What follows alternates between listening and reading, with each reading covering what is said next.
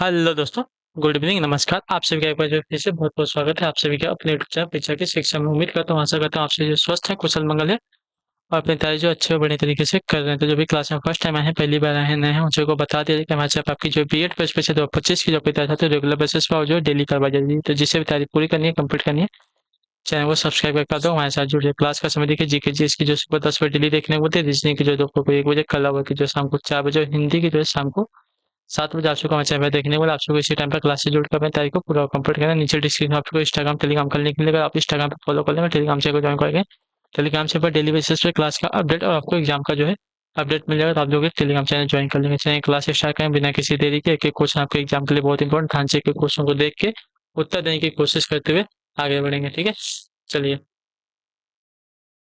और class start करने से पहले सभी से रिक्वेस्ट है, जिसने क्लास को लाइक नहीं किया क्लास को लाइक करेंगे, शेयर नहीं किया शेयर करेंगे, जिसने मुझे चैनल को सब्सक्राइब नहीं किया वो लोग जो चैनल को सब्सक्राइब कर लेंगे। चलिए, पहला क्वेश्चन आपके सामने दिया गया है, निम्नलिखित में से कौन सा अर्धविराम चिन्ह है। ठीक है, अर्धविराम चिन्ह का कौन हो जाएगा इसमें। चलिए, उत्तर दीजिए। अर्धविराम चिन्ह इसमें से कौन सा हो जाएगा।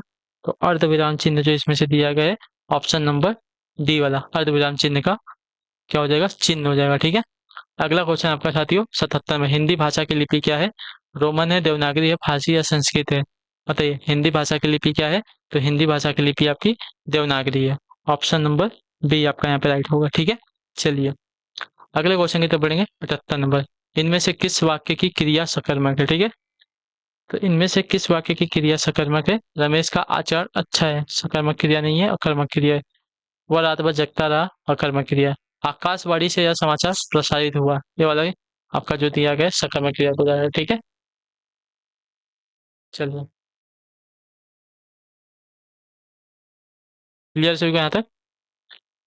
आपसे मिलकर बड़ी प्रसन्नता हुई, अकर्मक क्रिया। ठीक है, चलिए अगला क्वेश्चन की तो बढ़ेगा। 79 में बताइएगा, राइट आंसर क्या हो जाएगा। इनमें से कौन सा शब्द आपका विशेषण नहीं है। ठीक है, दिग्भ्रम, दिग्भ्रमित, दिग्भ्रांत या उद्भ्रांति, कौन सा विशेषण नहीं है इसमें से।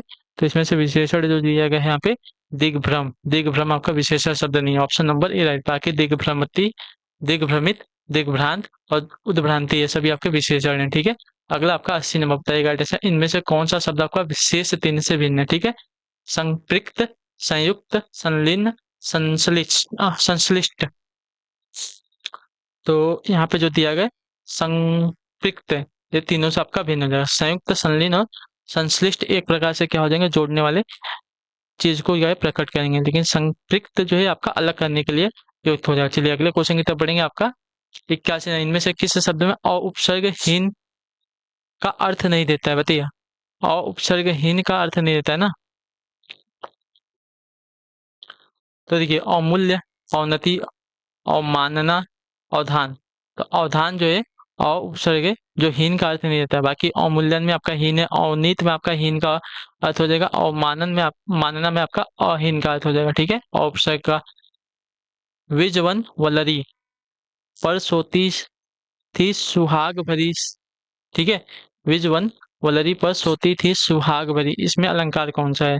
तो इसमें अलंकार की बात करें तो इसमें आपका जो है अनुप्रास मानवीकरण अलंकार है। ठीक है, तो ऑप्शन नंबर आपका बी है। विजवन वलरी पर सोती थी सुहाग भरी। तो देखिए, एक ही वर्ड की आवृत्ति जहाँ पे बार बार होती है आपका अनुप्रास अलंकार होता है, तो अनुप्रास अलंकार और मानवीकरण है। ठीक है, अगले क्वेश्चन की तरफ बढ़ेंगे। आपका 84 नंबर, इनमें से कौन सा शब्द स्त्रीलिंग का है। अंबार, भरमार, भंडार या कोठार। तो यहाँ पे जो है आपका भरमार, भरमार आपका स्त्रीलिंग वाला शब्द है, तो ऑप्शन नंबर आपका बी राइट होगा। ठीक है, क्लियर होगा इसके बारे में। चलिए अगले क्वेश्चन की तरफ बढ़ेंगे। 85, 85 नंबर बताइएगा, इनमें से कौन सा वाक्य आपका शुद्ध वाक्य है। ठीक है, शुद्ध वाक्य की पहचान करना है यहाँ पे। चलिए यहाँ पे देखेंगे शुद्ध वाक्य ना, वे तो वहां जाने के लिए तैयार ही नहीं है, गलत है। मुझे आशा है कि आप मेरे सुझाव पर विचार करेंगे, ये भी गलत है। 2-4 साल बाद ये तो नहीं हो होंगे। अच्छा, हमें शुद्ध वाक्य बताना है, शुद्ध वाक्य बताना है, 1 मिनट। अशुद्ध वाक्य बताना है।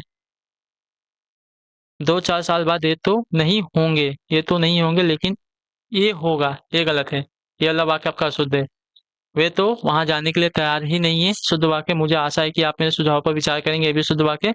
इस पुस्तक में ऐसा क्या है कि तुम इसे छोड़ नहीं रहे, ये भी आपका शुद्ध वाक्य। ठीक है, पढ़ने से आपसे को क्लियर हो जाता है कौन सा, इसलिए मैंने क्वेश्चन जो है दोबारा पढ़ा। शुद्ध पूछा है, अशुद्ध पूछा है, तो अशुद्ध वाक्य पूछा था जो कि ऑप्शन नंबर सी वाला था। ठीक है, इनमें से किस वाक्य में भाववाचक का प्रयोग हुआ है, बताइए।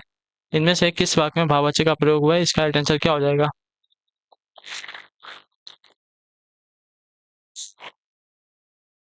देखिए, इस गर्मी में सोया नहीं जाएगा, ये वाला आपका भावना प्रकट करता है ना किसी की, तो ये आपका भाववाचक का वाचक हो जाएगा। ठीक है, चलिए अगले क्वेश्चन की तरफ बढ़ेंगे। आपका है 87 नंबर उत्तर दिए, इनमें से किसमें अ उपसर्ग का प्रयोग हुआ है।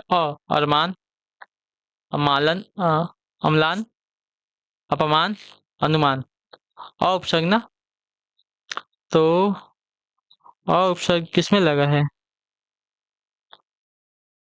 अमालन। ठीक है, अम्लान में, अम्ला हाँ, अम्लान में आपका अ उपसर्ग लगा, तो ऑप्शन नंबर बी वाला आपका जो दिया गया यहाँ पे राइट आंसर होगा। चलिए अगले क्वेश्चन के भाई 88 नंबर, इनमें से कौन सा शब्द प्रत्यय रहित है। प्रत्यय रहित कौन सा शब्द है यहाँ पे, तो प्रत्यय रहित शब्द की बात करें जाता होगा मल या नील, मलयानिल आपका जो क्या बोलते हैं प्रत्यय रहित आपका वर्ड। ठीक है, स्वप्निल, उर्मिल और स्नेहिल, ये आपके इसमें प्रत्यय नहीं लगे हैं। ठीक है, इसमें मती, इसमें आपका पहला जो दिया है मलयालिन में आपका प्रत्यय है। ठीक है, इतना याद रखिएगा, बाकी किसमें आपका प्रत्यय नहीं लगा है। अगला क्वेश्चन आपके साथ निर्देश दिए गए 89 90 के लिए। निम्नलिखित प्रश्नों में से सही संधि विच्छेद का चयन करना। पुनर्जन्म, तो पुनः धन जन्म, पुनर्जन्म का पुनः धन जन्म आपका जो दिया गया, ये वाला आपका राइट आंसर होगा। चलिए 89 पे आपका ऑप्शन नंबर ए राइट हो जाएगा। अगले क्वेश्चन की तरफ बढ़ेंगे। आपका 90 नंबर उत्तर दीजिएगा।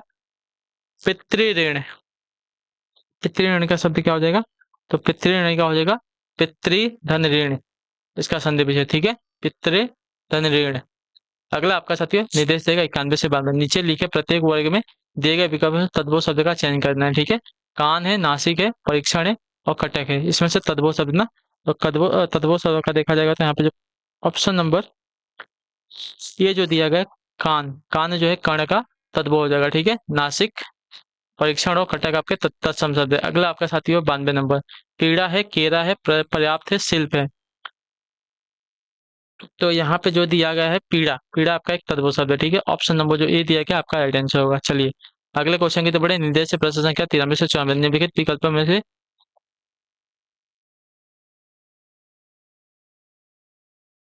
बेमेल असंगत शब्द का चयन कीजिए। ठीक है, चलिए बताइए जल्दी से।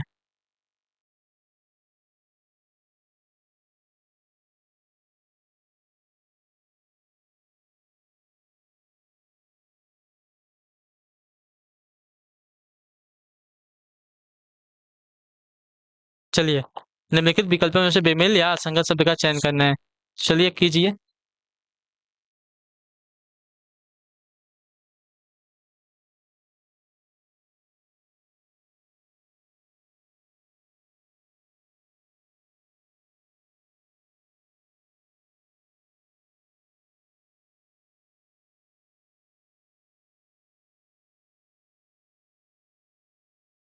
चलिए निम्नलिखित विकल्पों में से बेमेल या असंगत शब्द का चयन करना है। 93 नंबर है, चलिए क्या देगा, समस्या है, जटिलता है, कठिनाई है, खेद है। तो यहाँ पे देखेंगे तो आपका बेमेल आपका हो जाएगा साथियों कौन सा वाला, खेद। खेद आपका एक असंगत शब्द है। समस्या, जटिल, कठिनाई ये सभी एक प्रकार से क्या बोलते हैं समाते हैं, लेकिन खेद जो है किसी दुख पे व्यक्त किया जाता है। ठीक है, चलिए अगले क्वेश्चन की तरफ बढ़ेंगे। 54 शारीरिक, दैहिक, मानसिक आदि, तो इसमें से आपका जो दिएगा आदि आपका यहाँ पे बेमेल हो जाएगा इन सब से। ठीक है, शारीरिक, दैहिक और मानसिक आदि आपका यहाँ पे अलग हो जाएगा। अगला क्वेश्चन आपका 95, कैदी और कोकिला शीर्षक कविता के कवि का नाम क्या है, बताइए। कैदी और कोकिला शीर्षक कविता के कवि का नाम क्या है, तो इसका राइट आंसर आपका हो जाएगा साथियों माखनलाल चतुर्वेदी। ऑप्शन नंबर जो सी दिएगा आपका है, कैदी और कोकिला शीर्षक कविता के कवि का नाम आपका माखनलाल चतुर्वेदी है। ठीक है, ऑप्शन नंबर सी आपका जो दिएगा साथियों आपका राइट आंसर होगा। ठीक है, चलिए अगले क्वेश्चन हो 95 नंबर हो गया 96, महावीर प्रसाद द्विवेदी ने आदिकाल को क्या संज्ञा दी थी, तो आपका राइट आंसर यहाँ पे हो जाएगा साथियों, इन्होंने संज्ञा दी थी यहाँ पे बिजवन पल काल। ठीक है, बिजवपन काल, तो ऑप्शन नंबर डी राइट है। महावीर प्रसाद द्विवेदी ने आदिकाल को जो है बिजवपन काल की संज्ञा दी है। अगले क्वेश्चन की तो बढ़ेंगे 97, बताइएगा राइट आंसर का, अति सुदो स्नेह को मारक है, किसकी पंक्तियां हैं, अति सुदो स्नेह को मारक है, या पंक्तियां हैं आपके साथी यहाँ पे घनानंद की। ऑप्शन नंबर डी आपका राइट है। ठीक है, अगला आपका 98 नंबर, आधुनिक हिंदी साहित्य की पहली आत्मकथा के लेखक को कौन माने जाते हैं? बताइए, आधुनिक हिंदी साहित्य की पहली आत्मकथा के लेखक कौन माने जाते हैं? तो आपका राइट आंसर यहाँ पे हो जाएगा साथियों, बाबू श्याम सुंदर दास। ठीक है, ऑप्शन नंबर ए राइट है। आधुनिक हिंदी साहित्य की पहली आत्मकथा के लेखक आपके बाबू श्याम सुंदर दास माने जाते हैं। अगले क्वेश्चन को 99 नंबर, बताइए राइट आंसर। श्वास के आधार पर वर्णों के दो रूप होते हैं, क्या होते हैं? तो आपका राइट आंसर हो जाएगा साथियों, अल्पप्राण और महाप्राण। ठीक है, श्वास के आधार पर वर्णों के दो रूप होते हैं, अल्पप्राण और महाप्राण। अगला आपका 100 नंबर, ध्यान से देखो उत्तर दिया, निम्न में से दंतव्य वर्ण है कौन सा? दंतव्य वर्ण यहाँ पे कौन सा है? दंतव्य वर्ण आपका यहाँ पे त है। ठीक है, त आपका दंतव्य वर्ण है। चलिए, तो इसी के साथ जो आपकी क्लास है पूरी होती है, कंप्लीट होती है। आई होप कि आपको क्लास जो साथी अच्छी लगी, पसंद है, क्लास को लाइक कर दिया, चैनल पहले चैनल को सब्सक्राइब, और हमें जो है कमेंट में अपना फीडबैक क्लास के बारे में देकर आपको क्लास कैसे लगी है। ठीक है, तो हम आपसे मिलते हैं आपकी अगली क्लास में, तब तक के लिए टाटा बाय बाय, जय हिंद जय भारत। आपके क्लास से जुड़ने के लिए बहुत बहुत ही धन्यवाद साथियों।